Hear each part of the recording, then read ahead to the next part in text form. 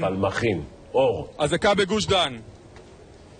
כן, אור. כן, רפי, אנחנו כאן בסוללה של כיפת ברזל בגוש דן. אתם רואים את החיילים של הסוללה עם המשגר נערכים פה מאחורי תלולית אפר.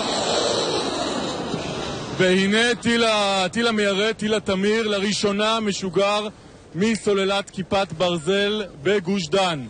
אתם רואים פה... והנה טיל שני עוקב אחריו.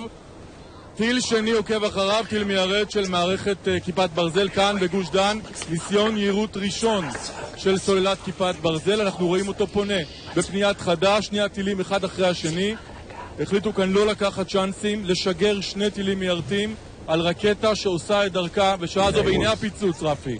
הנה הפיצוץ באוויר, זה נראה כמו יירוט, רפי. לא הרחק מהמקום שבו אנחנו נמצאים, בלב גוש דן, מעל גוש דן, יירוט בשעה הזו. זה כך נראה הענן השחור הזה, שהולך ומתפוגג לו באוויר. וזו הודעה חשובה לכל תושבי גוש דן, כי הסירנות פה ממשיכות לילל והנה הן שוכחות.